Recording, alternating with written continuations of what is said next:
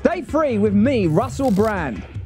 You're only being attacked then, would you say, from the sort of establishment, the liberal establishment? That's the only place that attacks are coming from. There are no sort of folks on the right saying, oh, this is unconscionable. Are all your attacks coming from that space?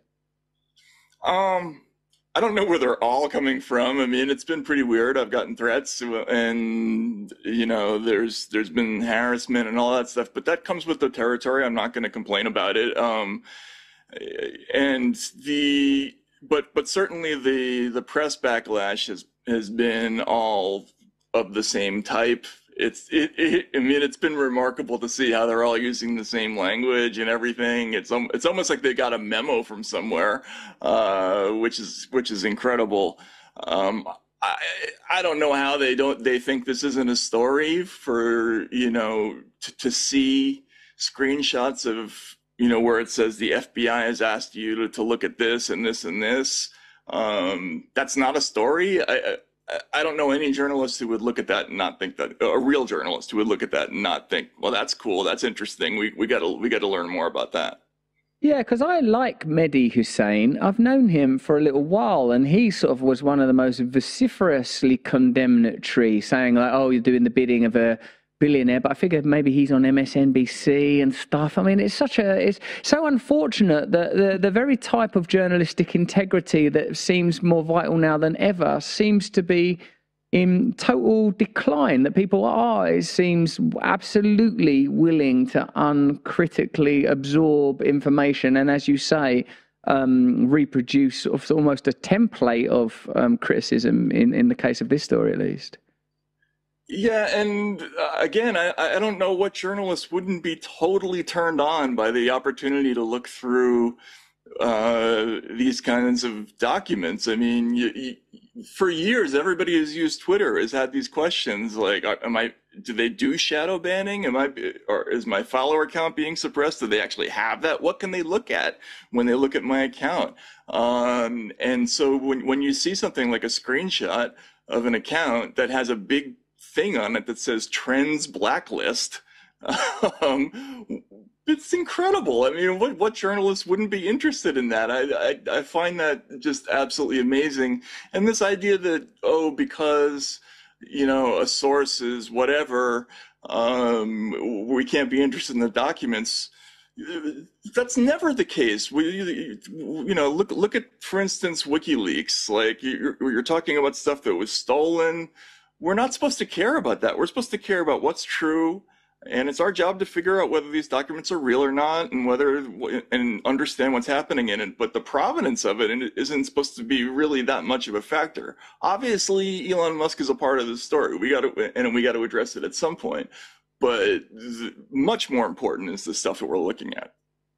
Yeah, in particular, I suppose the idea that it's ongoing, and that while there is this sense that we live in a time of great censorship where powerful interests are able to absolutely manipulate narratives and remain unaccountable, it seems that I feel like you're totally right. And in this instance, I suppose, like, I think I've mentioned it to you, and I've certainly mentioned it on the show enough, God knows. But like, I had a brief conversation with Elon Musk once, and I thought like he's sort of operating in a trans-moral space anyway, sort of almost sort of so intelligent and curious that I felt like, that what he's doing here is likely legitimate, even if there is some entrepreneurial flair being shown in sort of bringing Twitter into the forefront in a kind of an interesting and elegant piece of rebranding. It was pretty curious that he thought he might get killed as well. That was pretty interesting. Yeah, I had a similar reaction to meeting him. I'm usually pretty good at reading people. I had a really tough time reading him. Some of the things that he did that were suggestions, like I was very skeptical initially of the idea of putting all this out on Twitter first. I'm a long form reporter. I like to explain everything, and all that. But there's a kind of brilliance in using Twitter to flay Twitter, and it's kind of also a burn on the regular media who tightly controlled Twitter for so long. There's a little bit of genius in that I didn't recognize at first. And so, yeah, I think he's an interesting person and difficult to categorize.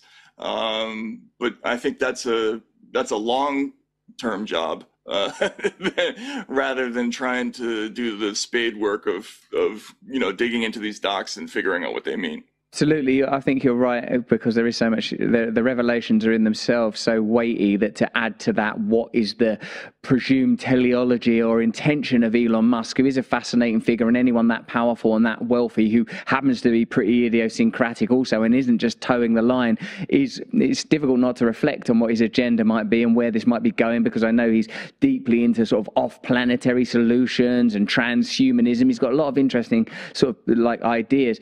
But thank you, Matt. That's really helpful. But we were talking earlier about the Ukraine war, I suppose, in light of David Letterman talking to Zelensky, and just the presentation of this product is pretty sanitary or hagiographic even, because what I feel is that with the way that Putin is reported on continually as like sort of a malodorous and sick, filthy old Parkinson-ridden, self-defecating filth bag, it feels like that there's an inability to think critically in a nuanced way about a complex situation. When Jeffrey Sachs came on the show, he gave us a sort of a rundown on events between NATO and Russia from the 90s. So, he just gave us a sort of a whistle-stop tour between, well, they said NATO wouldn't impinge, NATO impinged. They said they wouldn't meddle in elections, they meddled in elections, and all the way through to sort of military-industrial complex stuff.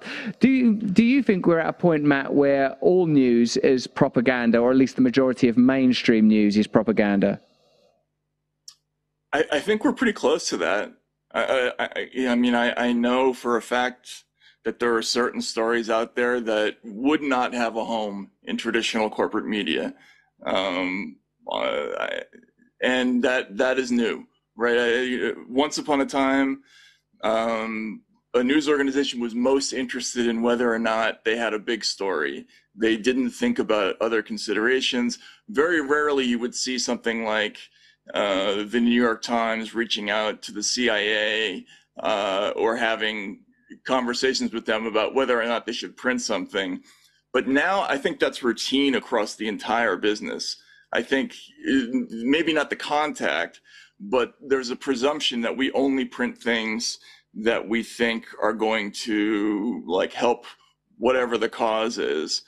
And so there's, you combine that with the social media censorship, which is, and manipulation, which is just so sophisticated. Now, I don't know how you would cover something like the Ukraine war, and have an impact, right? Because you'd be drowned out if you had a counter narrative fact by so much other stuff. It would be difficult to report on. I mean, we're looking at the way that they're like suppressing or deciding whether or not to suppress hashtags that involve this war. We just started doing that, and so yeah, it's kind of an artificial landscape. Have they? Have you seen the repression of hashtags relating to this war? Yeah. I have I've seen them also decide not to do it.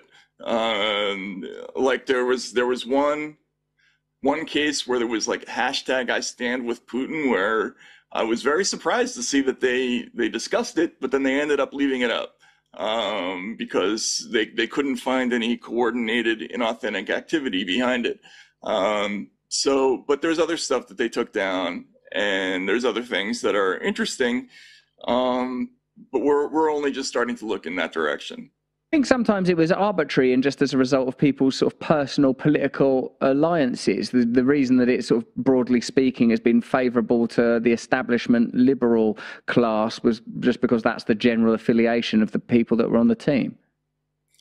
Yeah, that's one of the things that's amazing about the stuff that we've already put out even is you can see in these threads somebody will say, oh, this got escalated by whatever, the ops team. What do you think? And then like 2 minutes later, you'll get a decision from some very senior executive who'll say, nah, that's fine. Because the executive clearly either thinks it's true based on whatever, or did a Google search and found an NPR article that they liked, or I mean, it's that unsophisticated on that level. It's like they'll get a request about something, and then they'll do like a 2-second Google search, and that will be the basis for whether or not they censor it. It's just really weird. Yeah, I suppose that's why the Hunter Biden laptop story is significant, because there was obviously an assumption that that would have a negative impact on the election, so they repressed it. And now, 18 months later, mainstream media in our country, like the BBC, it's just, oh yeah, that was true, that got repressed. And then what do you think about sort of, I suppose in the realm of celebrity, Kanye West was sort of like, he was banned before, now he's banned again. It seems like there's, I guess there has to be a line around hate speech or racism in whatever form. So I guess that's, in a way, that's relatively uniform. But then the figures like James Woods or whatever, who seem like they're just like old school conservatives, like that they're not like even that particularly political. They're just like your uncle who's a bit different from you. Right. Yeah. The ubiquity of James Woods is kind of hilarious. You would think he was the most important person on earth. I mean, he's kind of like the spiritual opposite of Susan Sarandon. Like, he's responsible for everything. He keeps popping up in these discussions. They keep having long discussions about what to do with him. And we found this amazing one where they're like, well, he's not guilty this time, but we're going to hit him hard next VIO. So, that, which proves that the institution has like muscle memory, right? It isn't just looking individually at each case, it's remembering. And, that's one of the things that happened with Trump too. Yeah, I guess that's another way of saying there is a bias, and a clear bias. I wonder at times, Matt, when we have these conversations, if the sort of culture war more broadly keeps us kind of throbbing in a space that's relatively convenient for power that transcends those kind of bounds. When you consider like the judicial structures that prevent corporations' profits being impeded in foreign countries, when you consider the sort of the advancing power of unelected bodies like the WEF, and the sort of established power of groups like the IMF, that when we're sort of fretting about James Woods' his political perspectives, perhaps we've somewhat taken our eye off the ball. Yeah, I think that's a big part of this whole story, which is you can kind of maybe justify there being some kind of involvement in suppressing this or that. I guess there's an argument for that, but they're doing it at a level that's so micro and so so ridiculously thorough that it can't possibly be anything but a dystopian project. I mean, they want to absolutely control, or at least have some impact on basically every communication that happens on their platform, which seems crazy to me. But I don't know about you, but that seems more in the realm of Orwell to me. Yeah, I suppose so, because I think that none of us, none of us, obviously some of us do, but like we're pretty anti all forms of racism and obviously anti-Semitism, but I feel that elsewhere in social media, literal far-right groups, because of convenient affiliations, even within the current conflict, are sort of promoted, celebrated, supported, given medals at Disneyland. There's an unwillingness to kind of allow yourself to fully inhabit the complexity of the world we find ourselves in. Just the continual nomination of plain villains and overt baddies, and a kind of reductionism that can't lead to solutions because it doesn't take in anything like the necessary scale of the truth. Yeah, you have to have gradations of things in order to understand the world, and they're not really allowing that to happen. So, in any case, Russell, I apologize. I just got pinged about something. I've got to go. But this has been great to talk to you, and thanks so much for. I hope it's not an execution order, and we appreciate you coming on, Matt, but particularly at the last minute. It's lovely to chat to you, and we'll see you soon. Thanks so much. Thanks to you both. All right, take care. Bye-bye, mate. Take care. Watch entire episodes on demand for free at rumble.com/Russell Brand.